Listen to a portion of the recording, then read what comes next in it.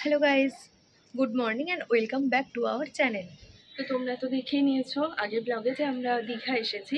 তো আজকে সকাল সকাল আমরা ঘুম থেকে উঠে পড়েছি সানরাইজ দেখবো বলে, কিন্তু আকাশের অবস্থা এই। তো বৃষ্টি অলরেডি পড়ছে, আর সমুদ্রেতে যাবোই সানরাইজ দেখতে, পাই বা না পাই। চলো।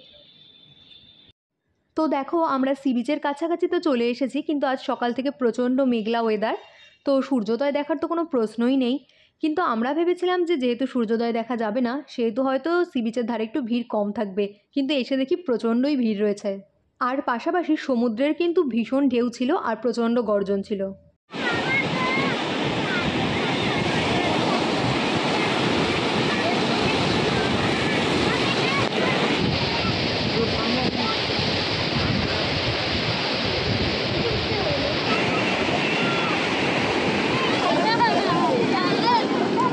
সমুদ্রের ধারে বেশ কিছুটা সময় কাটিয়ে আমরা চলে গেছিলাম চা খাওয়ার জন্যে।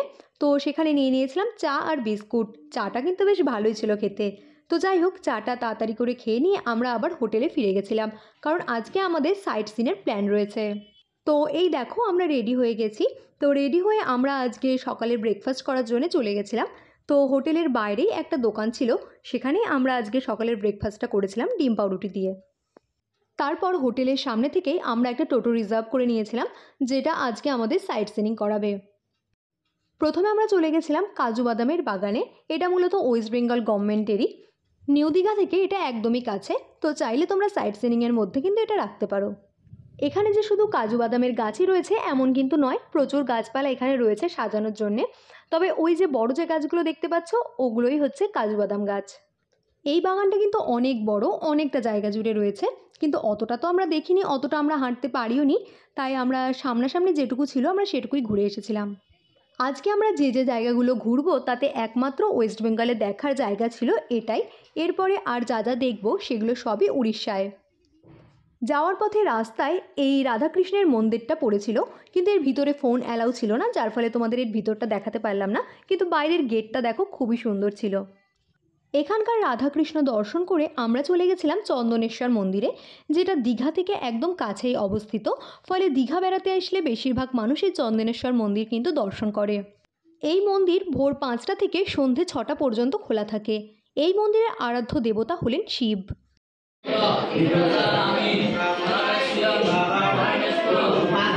শিব মন্দির ছাড়াও আরও অনেক দেবদেবতার মন্দির এখানে রয়েছে, যেমন জগন্নাথ মন্দির, দুর্গা মন্দির, রাধাকৃষ্ণ মন্দির, এরকম বেশ কিছু মন্দির এখানে রয়েছে।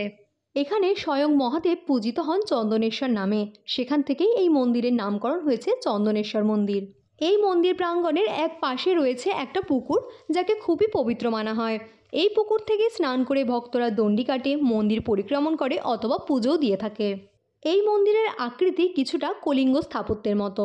তো যাই হোক, এই মন্দিরটা কিন্তু অনেকটাই বড়, ঘুরে দেখতে অনেকটাই সময় লাগবে, তাই হাতে কিন্তু একটু সময় নিয়ে আসাই ভালো। মন্দিরের ভিতরে ও বাইরে অনেক দোকানপাট রয়েছে, তাই কিছু কিনতে চাইলে এখান থেকে কিনে নিতে পারো।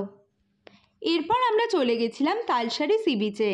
এটি মূলত উড়িষ্যা রাজ্যের বালেশ্বর জেলায় অবস্থিত। তালসারিতে কিন্তু প্রচুর পরিমাণে কাঁকড়া দেখা যায়। এটি লাল কাঁকড়ার জন্যই বিখ্যাত, তাই জন্য একে লাল কাঁকড়ার সৈকতও বলা হয়ে থাকে। এই সমুদ্র সৈকতটি সুবিস্তৃত এবং ঝাউ গাছ দিয়ে ঘেরা, যা এই সমুদ্র সৈকতকে এক অনন্য মাত্রা দিয়েছে। এই সমুদ্র সৈকতে মূলত জোয়ারের সময় জল থাকে, বাকি সময় জল কিন্তু অনেকটা পিছিয়ে যায়। জোয়ারের সময় এখানে বোটিং করার ব্যবস্থা থাকে। আমরা যখন গেছিলাম তখন জোয়ার ছিল। বোটিংয়ে যাওয়া আসা মিলিয়ে 100 টাকা নেয়। ভাটার সময় আবার এখানে বাইক পাওয়া যায়, সেটাও কিন্তু 100 টাকাই নেয়। সমুদ্র সৈকতের ধারে কিন্তু বেশ কিছু খাবার জিনিসের দোকান ছিল, এবং সেখান থেকে বেরিয়ে এসে রাস্তার ধারে অন্যান্য জিনিসের দোকানও কিন্তু ছিল। তারপর আমরা চলে গেছিলাম উদয়পুর সি বিচে। তো আমরা এখন এসেছি উদয়পুর সি বিচে। এই সি বিচটা কিন্তু বেশ জমজমাট, বেশ মানে বুঝতেই পারছো একটু বেশি আর কি। যাই হোক, সমুদ্রটা কিন্তু খুবই সুন্দর, আর এখানে অনেক রকম রাইড হয়ে থাকে, এবং তালসারির মতো নয়, এখানে কিন্তু জলও বেশ ভালোই আছে। এখানে প্রচুর দোকান রয়েছে যেখানে মাছ ভাজা পাওয়া যায়, এছাড়াও ডাব, টুকটাক স্ন্যাক্স এসবও এখানে পেয়ে যাবে। সমুদ্র সৈকতে কিন্তু ওপেন ড্রিঙ্কস করা হয় এবং সাথে ডিজেও চলে। ফ্যামিলি নিয়ে গেলে এগুলোতে একটু সমস্যা হতে পারে, আদারওয়াইজ বেশ ভালোই। বন্ধুবান্ধব নিয়ে এনজয় করতে চাইলে এই সমুদ্র সৈকত তোমাদের জন্য আদর্শ স্থান হতে পারে। এখানে সমুদ্রের ধারে কিন্তু অনেক চেয়ার টেবিলও রাখা থাকে। তো যাই হোক, এখনকার মতো এটাই ছিল আমাদের শেষ জায়গা ঘোরার।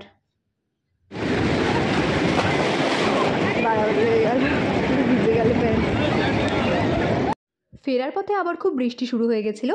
তো যাই হোক, হোটেলে ফিরে বৃষ্টিটা কমলে আমরা নিউ দীঘা সি বিচে গেছিলাম একটু দেখতে যে কীরকম ভিড় রয়েছে, কারণ আমরা ভেবেছিলাম যে তখন সি বিচে স্নান করতে যাব। তো এসে দেখি এত ভিড় রয়েছে যে স্নান করার কথা তো আর তখন ভুলেই গেছি। তো তোমরা তো দেখতেই পাচ্ছ সামনে কি বিশাল পরিমাণ ভিড়।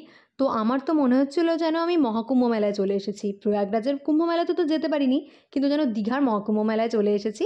তো যাই হোক, জোকস অ্যাপার্ট, দীঘা যে বাঙালির প্রিয় উইকেন্ড ডেস্টিনেশন, তাই এই সময় না গেলে বোধহয় এত ভালো করে ফিল করতেই পারতাম না। তো যাই হোক, এত লোকজনের মাঝে সমুদ্র স্নান করাটা একটু চাপের হয়ে যাবে, সেই জন্য আমাদের হোটেলে যেহেতু সুইমিং পুল ছিল তাই আমরা সেখানেই স্নান করতে চলে গেছিলাম।